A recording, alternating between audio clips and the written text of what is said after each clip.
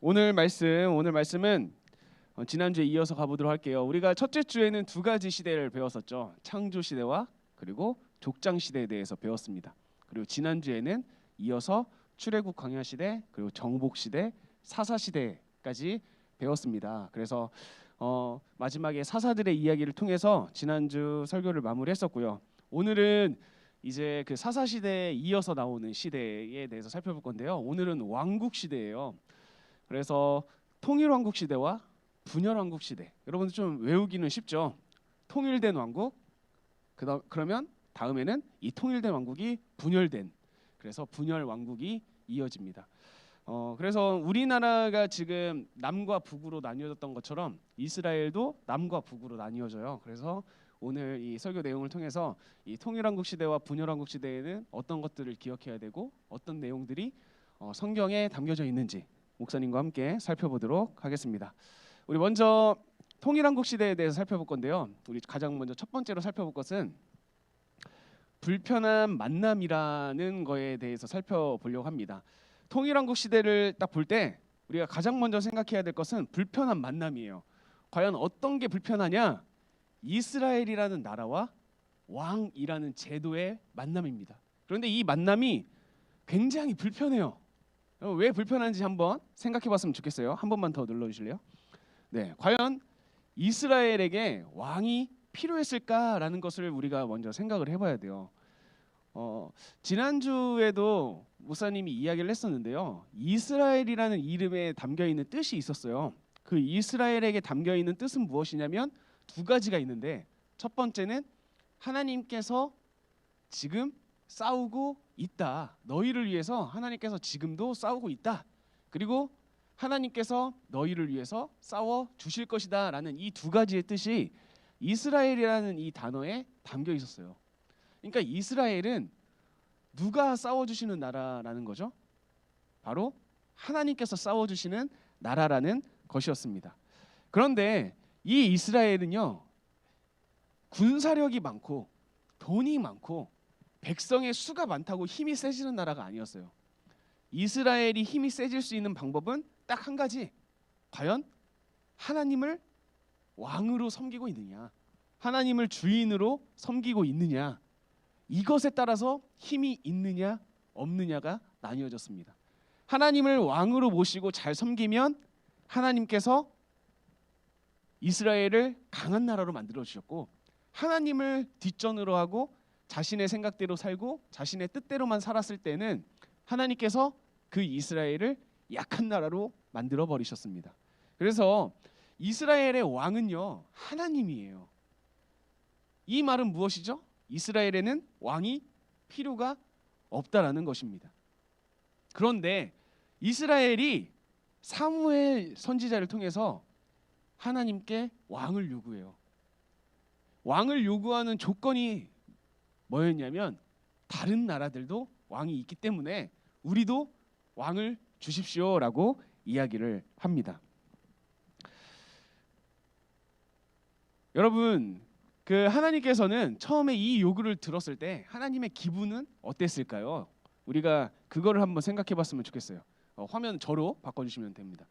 네, 하나님께서 이스라엘의 왕이 되어야 되는데 지금 이스라엘 백성들이 하나님께 하나님이 왕이 아니라 인간의 왕, 인간 중에서 왕을 뽑아달라고 요구를 하는 거죠. 하나님 입장에서는 굉장히 화가 났을 겁니다. 내가 너희들의 왕이 되어야 되고, 내가 너희들의 왕이 되었을 때 너네들이 수많은 어려움 속에서도 그 어려움을 이겨냈고 여러 가지 기적을 통해서 내가 너희의 하나님이라는 것을 수없이 알려줬는데도 불구하고 너희들은 아직도 나를 왕으로 섬기지 않는구나라는 걸 깨달았을 하나님께서는 굉장히 마음이 아프셨을 거예요. 그런데 하나님께서는 그때 어떻게 하셨냐면요, 왕이라는 사람이 생겼을 때 나타나는 문제점에 대해서 백성들에게 천천히 이야기를 해줍니다. 그래서 그 이야기의 내용을 조금 요약해 보면, 너네들 잘 들어. 왕이 생기면 어떻게 될 거냐면 너네들이 열심히 일해서 번 돈을 그 왕에게 바쳐야 돼. 너네들이 너무나 사랑하는 너네들의 자녀들을, 남자는 그 나라를 지키는 군대로 바쳐야 되고, 여자는 왕을 옆에서 모시는 왕의 첩으로 바쳐야 될 수도 있어. 너네들 왕이 생기면 왕이 너네들을 지켜줄 것 같지? 아니야. 왕이 자기를 지키려고 너네들을 이용할 거야. 이게 왕을 세웠을 때 나타나는 문제점들이야. 그래도 왕을 세울래? 라고 하나님께서 물어보십니다. 그런데 사람들은 그 하나님의 말씀에 뭐라고 대답했을까요? 쉽죠, 여러분? 당연히 그래도 왕을 세워주세요라고 대답을 합니다. 하나님, 괜찮아요. 우리는 왕이 필요합니다. 그래도 왕을 세워주세요라고 외치면서 하나님께서는 정말 내키지 않았지만 이스라엘이라는 나라에는 왕이 절대 필요 없었지만 하나님께서는 백성들이 원하다 보니까 하나님께서는 그 힘들고 짜증나고 섭섭한 마음을 뒤로 한 채 그 왕 제도를 허락하십니다. 자, 그렇게 해서 이 통일한국 시대의 핵심적인 왕 3명이 등장을 하는데요. 우리 그 3명의 왕을 한번 살펴보도록 할게요. 우리 먼저 첫 번째 살펴볼 왕은요, 사울 왕입니다. 네, 사울 왕은요 40년간 통치를 해요. 네, 40년간 이스라엘을 다스리는데요. 이 사울은 처음의 모습이 굉장히 괜찮았습니다. 처음에는요 굉장히 겸손했던 왕이었고요. 그리고 자기의 연약함을 인정하면서 그 연약함을 하나님의 힘으로 채우려고 했던 그 왕이었어요. 그래서 하나님께서 보시기에 괜찮은 왕이었어요. 이 정도면 이스라엘을 다스릴만 하겠다라고 하면서 이 사울을 첫 번째 왕으로 세웁니다. 그런데 이 사울이 시간이 지나면 지날수록 이상해집니다. 이상해지면서 나중에 사울이 돌이킬 수 없는 2가지 실수를 하는데요. 그 2가지 실수를 여러분들이 꼭 기억해야 됩니다. 먼저 첫 번째 실수, 사울이 전쟁을 준비하는데 원래 전쟁을 나가기 위해서는 제사장이 와서 그 전쟁을 나가기 전에 하나님께 예배를 드려줘야 됐어요. 하나님을 향해서 제사를 드려야 했는데 이 제사는 제사장밖에 드릴 수가 없었습니다. 그런데 사무엘 제사장이 조금 늦었어요. 그리고 전쟁을 시작하려고 하고, 그러니까 사울은 어떻게 했죠? 제사장만 드릴 수 있는 제사를 자기가 먼저 드려버립니다. 이게 첫 번째 실수였고요. 2번째 실수는요, 아말렉이라는 나라를 하나님께서 진멸하라고 하십니다. 아말렉을 공격해서 그 아말렉을 다 죽여라. 그리고 사람도 가축도 그 어느 것 하나 남기지 말고 다 죽이고 와라라고 말씀하셨는데, 전쟁에서 승리한 사울이 아말렉의 왕과 그리고 살찐 짐승들을 살려옵니다. 그래서 그것을 본 사무엘 선지자가 가서 이거 왜 살려오셨습니까? 라고 했을 때 사울 왕이 이렇게 이야기를 하죠. 하나님께 좋은 것을 드리기 위해서 이걸 가지고 왔습니다 라고 이야기를 하죠. 그때 하나님께서 사무엘 선지자를 통해서 이렇게 말합니다. 순종이 제사보다 낫고요, 듣는 것이 순양의 기름보다 낫습니다 라는 말을 통하여서 사울의 왕의 모습은 끝이 납니다. 그래서 사울은 처음에는 굉장히 괜찮았던 사람이었지만 시간이 지나면 지날수록 점점 하나님을 멀리하고 하나님의 뜻을 잘 모르고, 그리고 자기의 교만함이 나타나면서 하나님께 순종하지 않은 왕의 모습으로 끝나게 됩니다. 그래서 여러분들이 이 첫 번째 왕 사울을 기억하시면 되고요. 자, 2번째 왕에 대해서 볼 건데요. 2번째 왕은 다윗입니다. 네, 여러분들 너무나 잘 알고 있죠? 다윗도 이스라엘을 사울 왕과 같이 40년간 통치를 합니다. 자, 다윗은 굉장히 중요한 왕이에요. 왜 중요한 왕이냐면 여러 분야에서 모범이 되는 왕이기 때문이에요. 그래서 다윗은 성경에 굉장히 많이 등장해요. 다윗의 이야기도 많이 등장하지만 나중에 이 뒤에 보면 다윗을 이어서 수많은 왕들이 등장을 하는데요. 그 왕들을 다윗의 모습으로 비교를 해요. 그래서 하나님께 순종한 왕은 그의 조상 다윗처럼 하나님을 잘 따랐다. 이런 식으로 다윗은 계속해서 성경 안에 등장하는 왕이 됩니다. 그만큼 모범이 되었다는 거죠. 그런데 여러분 기억해야 될 게 다윗은 모범이 되는 왕이었지만 완벽했던 왕은 아니었어요. 다윗은 여러 가지 실수를 범했었고 여러 가지 죄를 범했어요. 하지만 다윗이 달랐던 점은 무엇이냐면 그 죄를 짓고 난 다음에 모습이 다른 왕들과는 달랐어요. 사울은 죄를 짓고 난 다음에 핑계를 댔거든요. 그리고 솔로몬은 자기가 하나님과 떨어진 것을 알지도 못했어요. 하지만 다윗은 자기가 죄를 짓고 난 다음에 하나님께 철저하게 회개를 합니다. 그래서 다윗은 이 죄를 짓고 난 다음의 모습까지도 다른 사람들에게 모범이 되는 그런 왕이었어요. 그래서 여러분들이 다윗을 꼭 기억해야 됩니다. 그래서 이 통일한국 시대에는 3명의 왕이 나와요. 사울과 다윗과 그리고 솔로몬. 그런데 사울과 솔로몬은 처음에는 괜찮은 왕이었지만 나중에는 좋지 않았던 왕으로 끝나고 가운데 있었던 다윗은 여러 분야에서 모범이 되는 왕으로 계속 남아있죠. 이것은 다윗을 더 부각시키고 그리고 다윗이 모범이 되기 때문에 너희들은 이 다윗처럼 살아가야 된다라는 메시지를 주는 그런 성경의 모습인 것을 여러분들이 기억을 하면 되겠습니다. 우리 통일한국 시대의 핵심 인물 마지막 3번째를 보도록 하겠습니다. 3번째는 솔로몬입니다. 그런데 솔로몬도 똑같이 이스라엘을 40년간 통치를 해요. 첫 번째 왕 사울, 그리고 두 번째 왕 다윗, 세 번째 왕 솔로몬까지 모두 다 똑같이 40년간 이스라엘을 다스립니다. 여러분이 생각하는 솔로몬 왕은 어떤 왕입니까? 네, 우리가 생각하는 솔로몬 왕은 어떤 왕이죠? 가장 교회 안에서 과대평가된 사람이 있다라고 한다면 저는 과감히 이 솔로몬을 뽑고 싶습니다. 과대평가. 이 사람의 본 모습에 비해서 교회 안에서의 이미지가 너무 괜찮아요. 이 솔로몬이라는 사람이요. 여러분 이 솔로몬은요 그렇게 훌륭한 왕은 아닙니다. 이거 여러분 꼭 기억하셔야 돼요. 제가 오늘 이 솔로몬에 대해서 조금 과감하게 그리고 신랄하게 좀 비판을 좀 해보려고 하는데 솔로몬의 첫 모습은 지혜의 왕 그 모습이었어요. 그래서 1,000번제를 통해서 하나님께서 그 1,000번제를 기뻐 받으시고 하나님께서 너가 가지고 싶은 게 무엇이냐 내가 그것을 너에게 주겠다. 그랬을 때 솔로몬이 무엇을 택하죠? 지혜를 택합니다. 저는 지혜를 가지고 싶습니다.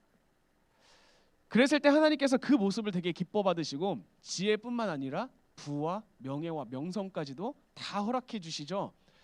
그리고 난 다음에 그 솔로몬의 지혜로운 판결 이야기 여러분들 알고 계시죠? 그 두 어머니가 왔는데 그 어머니 중에 한 아이가 죽었어요. 그런데 지금 살아있는 아이가 서로 자기 아이라고 우기는 그 상황 가운데서 솔로몬이 그 지혜를 가지고 정확한 판결을 내리죠. 여러분 이 모습까지 했을 때 솔로몬은 진짜 대단한 왕이구나, 지혜의 왕이구나 라고 생각을 할 건데요. 솔로몬은 처음에는 이렇게 좋은 왕이었지만 나중에는 아무도 막을 수 없는 타락의 왕이었고요. 그리고 결정적인 원인을 제공합니다. 어떤 원인? 이스라엘이라는 나라가 남과 북으로 나뉘게 되는 결정적인 원인을 이 솔로몬이라는 사람이 제공을 하게 돼요. 자, 먼저 여러분 신명기 17장 말씀을 보면요. 하나님께서 왕에 대해서 이야기를 합니다. 그래서 뭐라고 말씀하시냐면 혹시라도 이스라엘 너네들이 왕을 세워달라고 해가지고 왕이 생기게 된다라면 왕은 이런 모습이어야 돼라고 신명기 17장에서 이야기를 하는데요. 먼저 첫 번째, 병마를 많이 가지고 있어서는 안 돼라는 규칙이 있었습니다. 병사와 말입니다. 병사와 말을 많이 가지고 있어서는 안 된다라는 게 첫 번째 규칙이었어요. 말이 안 되지 않나요, 여러분? 한 나라인데 군사가 있어야 되는데 하나님께서는 많은 군사와 말을 필요하지 않다라고 이야기를 합니다. 이 이유는 왜 그럴까요? 이스라엘의 군사력은 병마에 있는 것이 아니라 하나님께 있음을 하나님께서 말하는 것입니다. 그래서 첫 번째 조건은 병마를 많이 두지 말 것. 두 번째, 좋은 병마를 얻기 위해서 이집트로 가지 말 것. 그래서 왜 이집트로 가지 말라고 말씀하시냐면 이스라엘이 이집트에서 탈출을 했었잖아요. 출애굽을 했었는데 너네들이 노예 생활을 했던 그 애굽으로 다시 절대로 돌아가지 마라라고 말씀하셔요. 그래서 이 두 번째, 세 번째, 후궁을 많이 두지 말 것. 네, 후궁을 많이 두지 말 것. 이 세 번째. 그리고 네 번째, 은과 금을 모으지 말 것. 그리고 마지막으로 다섯 번째, 하나님을 경외하고 하나님을 떠나지 말 것. 이 다섯 가지를 신명기 17장 말씀을 통해서 하나님께서는 왕의 본보기, 왕은 이래야 돼라는 것을 이야기를 하는데요. 솔로몬은요, 마치 이 다섯 가지를 모두 알고 있다는 듯이 하나씩 다 어깁니다. 많은 병마를 모았고요. 좋은 병마를 얻기 위해서 이집트로 가서 좋은 병마를 수입해 왔고요. 그리고 자기의 정치 세력을 위해서 다른 나라의 아내들과 다른 나라 왕들의 딸과 자기와 결혼을 하는 이런 여러 가지 그 정략 결혼을 통해서 많은 후궁들, 제가 정확히 생각은 안 나지만 약 700명의 후궁이었던 것 같아요. 700명의 후궁을 두고요. 그리고 그 다음에 은과 금을 모읍니다. 백성들을 통해서 모았겠죠. 세금을 징수해서. 자, 그 다음에 마지막 결정적으로 마지막에는 하나님을 떠나게 됩니다. 이 다섯 가지를 솔로몬은 다 합니다. 이 말은 무엇이죠? 솔로몬은 왕의 자격을 잊어버렸다는 겁니다. 그런데 한국 교회 인식에서는 솔로몬은 지혜의 왕으로 남아 있어요. 이 이스라엘이라는 나라가 분열되는 것에 결정적인 원인을 제공했던 솔로몬, 그리고 이 솔로몬 너무나도 많은 실수, 너무나도 많은 죄, 너무나도 많은 잘못들을 저질렀던 이 솔로몬이 우리들의 기억 속에는 잘못은 했지만 괜찮은 왕 다윗과 거의 동급으로 기억되고 있다라는 것이죠. 그런데 솔로몬은 그런 왕이 아닙니다. 솔로몬이 그런 왕이 아니다라는 두 번째 이유는요. 여러분 요한계시록에 가면 그 666이라는 숫자가 나와요. 여러분들 기억하고 있을지 모르겠지만 그 666이라는 숫자가 뭐 사탄의 숫자라고 이야기를 하는 사람도 있는데 그 당시에 지배 세력을 뜻하는 숫자가 666이었거든요. 그러니까 그 당시에 백성들을 힘들게 하고 백성들을 못 살게 구는, 백성들을 핍박하고 백성들을 억압했던 그 대상을 놓고 666이라는 숫자를 쓰는데요. 솔로몬이 백성들에게 징수했던 세금의 양을 성경이 표현하고 있는데, 성경은 뭐라고 표현하고 있냐면 백성들을 통해서 얻었던 그 세금의 양이 금 666달란트라고 성경은 기록하고 있습니다. 그러니까 이 말은 그 요한계시록에서 등장하는 666, 백성들을 억압하고 백성들을 힘들게 하는 그 숫자 666의 가장 근원적인 것은 어디냐면 솔로몬 시대였던 거죠. 그러니까 솔로몬은 자기의 명예와 자기의 부와 그리고 나라의 강대국을 만들기 위하여서 자기 나라의 백성들의 어려움과 힘든 것은 돌아보지 않고 그냥 그들의 피를 쪽쪽 빨아먹고 그들의 그 경제력을 쭉쭉 빨아먹고 백성들의 안위는 걱정하지 않고 오히려 자신과 자기 나라의 강대국을 만드는 것에만 몰두하고 있었다는 사실을 여러분들이 꼭 기억해야 됩니다. 이게 솔로몬입니다. 자, 그래서 지금 통일왕국 시대의 두 가지를 좀 살펴봤어요. 먼저 첫 번째, 이스라엘에게 왕이 필요했을까라는 걸 살펴봤고, 두 번째, 통일왕국 시대의 핵심 인물 왕 3명, 사울, 다윗, 그다음에 솔로몬에 대해서 살펴봤고요. 그리고 이 통일왕국 시대의 세 번째, 이 통일왕국 시대를 기록하고 있는 성경에 대해서 좀 살펴보려고 하는데요. 이 통일왕국 시대의 성경은요 이렇게 되어 있습니다. 먼저 사무엘상과 사무엘하, 그리고 열왕기상 11장까지의 내용이 통일왕국 시대의 내용이고요. 그리고 역대상, 역대하 9장까지의 내용이 통일왕국 시대의 내용입니다. 그래서 이 사무엘상하, 열왕기상하와 역대상하의 내용은 비슷해요. 그런데 왜 비슷한 이야기를 두 성경에 나눠서 썼냐면, 여러분들 우리 그 삼국시대 이야기를 쓴 책, 그 되게 유명한 책 두 가지가 있죠. 삼국유사가 있고 삼국 사기가 있어요. 그래서 각자 그 저자가 자신의 가치관으로 삼국 시대를 기록했던 것처럼 이 사무엘 상하, 열왕기 상하와 그리고 역대 상하도 각자 나름대로의 가치관을 가지고 기록한 역사서입니다. 그래서 이것은 어떤 가치관으로 기록되어 있는지는 다음 주 포로 귀환 시대 때 목사님이 설명을 할 거고요. 오늘은 이 부분이 통일한국 시대의 내용이구나라는 것만 생각하고 넘어가면 될 것 같습니다. 그리고 시편, 잠언, 아가가 들어가는데요. 이 시편, 잠언, 아가는 다윗과 솔로몬이 기록한 그 글이라고 보면 됩니다. 그래서 여러분들 이 통일한국 시대에는 이러한 성경이 있구나라는 것을 여러분들이 기억을 해주시면 되겠습니다. 다음으로 분열왕국으로 넘어가 보도록 할게요. 7번째 분열왕국 시대입니다. 조금 전에 살펴봤던 그 솔로몬 왕의 그 잘못된 정치로 인하여서 백성들은 굉장히 힘들어집니다. 솔로몬 왕이 굉장히 큰 성전을 짓죠. 굉장히 큰 성전을 짓는데 이 큰 성전을 지을 때 성전은 누가 지을까요? 그러니까 솔로몬 왕이 지어야겠다라고 하면 그 성전이 뚝딱 만들어질까요? 아니죠. 그 성전이 만들어지기 위해서는 수많은 백성들의 노동력이 들어가고 수많은 백성들의 돈들이 들어가게 됩니다. 그 성전을 만들기까지 얼마나 많은 백성들이 죽었고 얼마나 많은 백성들이 그 금과 은을 투자했겠습니까? 또한 솔로몬은요 백성들의 고통이나 백성들의 아픔에는 귀를 기울이지 않았어요. 그러다 보니까 이 솔로몬이 죽고 난 다음에는 어떤 세력이 생겨났을까요? 세력이 둘로 나뉘게 됩니다. 솔로몬 잘했다라고 하는 세력과 솔로몬 반대 세력이 생기죠. 솔로몬처럼 왕을 하면 안 돼. 우리 솔로몬 때문에 얼마나 힘들었는데 라고 하면서 두 세력이 나뉘어서요. 각각 그 두 세력에서 왕을 세웁니다. 그래서 친 솔로몬 세력은 솔로몬의 아들인 르호보암을 왕으로 세우고 반 솔로몬 세력은 여로보암이라는 사람을 세워가지고 각각 나라를 세우게 돼요. 그래서 이스라엘이 분열이 되게 됩니다. 그래서 이스라엘의 분열인데요. 먼저 첫 번째는 남유다에 대해서 살펴보려고 합니다. 남유다는 유다 지파와 베냐민 지파가 속해 있습니다. 유다 지파와 베냐민 지파.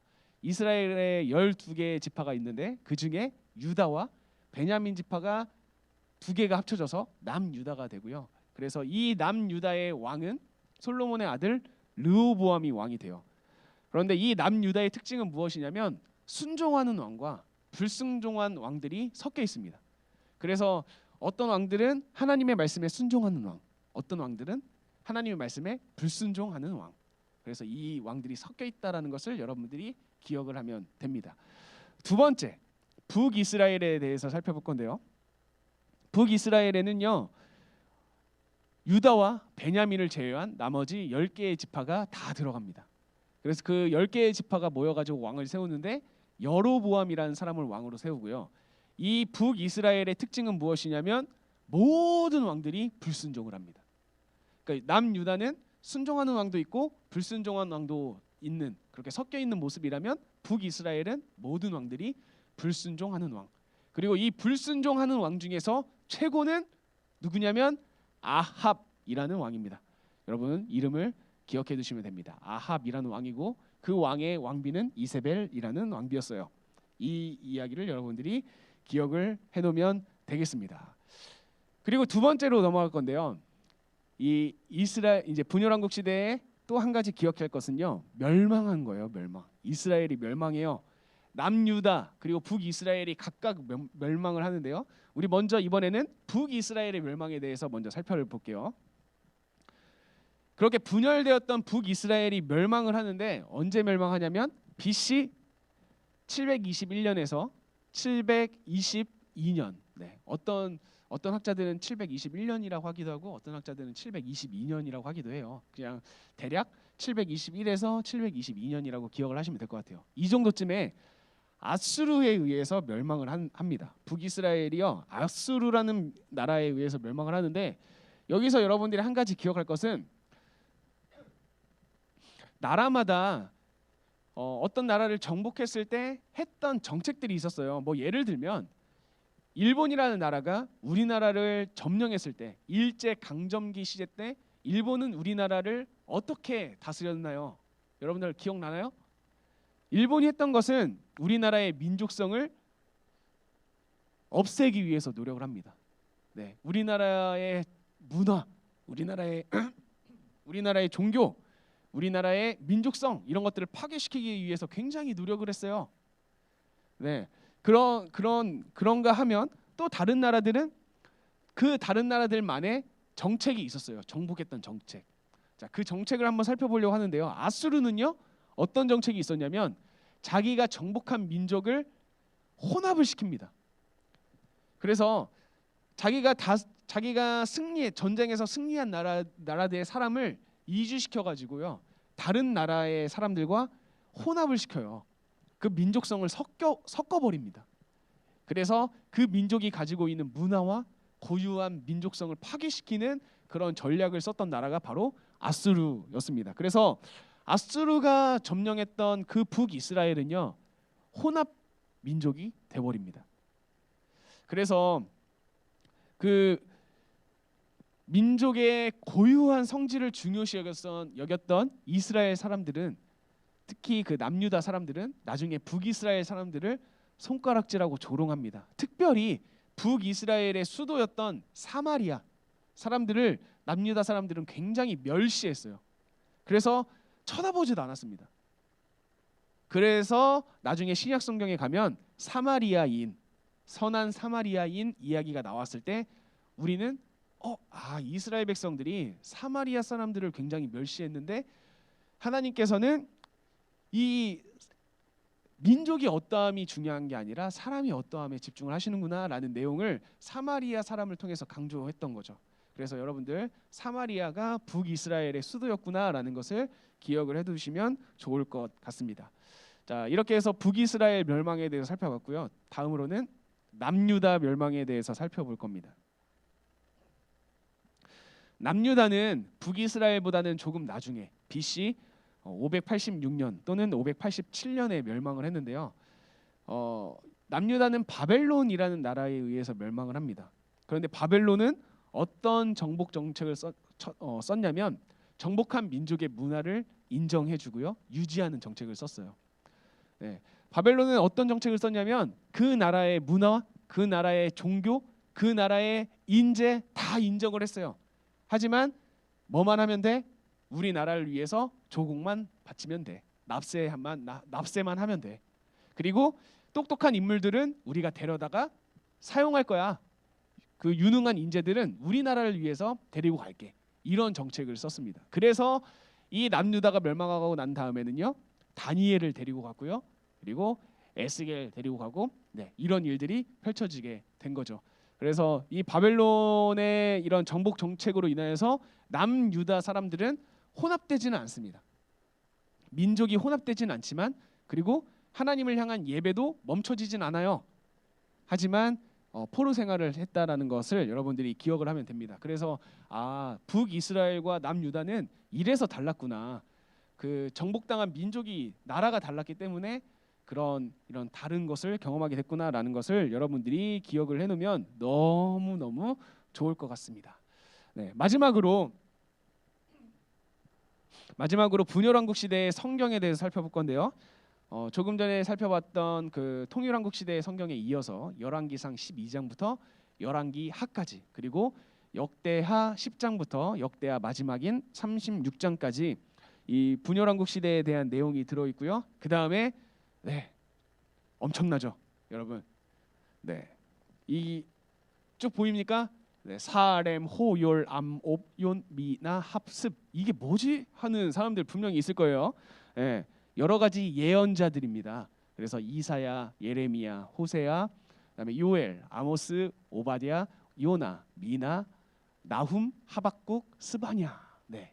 이렇게 나와 있는데요. 이 사람들이 각각 남유다 예언자도 있고요, 북이스라엘 예언자도 있고, 그리고 뭐 다른 나라, 다른 도시로 갔던 예언자도 있고, 그래서 이런 예언자들이 이 분열왕국 시대에 활동을 했다라는 것을 여러분들이 기억을 하면 되겠습니다. 그래서 오늘 목사님과 함께 통일왕국 시대와 분열왕국 시대에 대해서 살펴보았어요. 그래서 여러분들 이 내용들을 기억을 하면 되게 좋을 것 같고요. 마지막으로 여러분들이 한 가지 기억할 것은 처음에 목사님과 이야기했던 내용입니다. 과연 이스라엘에는 왕이 필요할까? 과연 이스라엘에게는 하나님 외에 다른 무엇인가가 필요했을까? 여러분, 이 이야기는요, 지금 저와 그리고 선생님들과 여러분들의 이야기와 똑같습니다. 여러분들, 우리에게 하나님 외에 다른 무엇이 필요할까요? 하나님 외에 우리를 지켜줄 만한 다른 그 무엇이 필요할까요? 사실 우리는 하나님으로 충분한 사람들입니다. 그리고 하나님으로 충분한 사람들이어야 해요. 그런데 우리는 그런 하나님을 잘 의지하지 못합니다. 이유가 무엇일까요?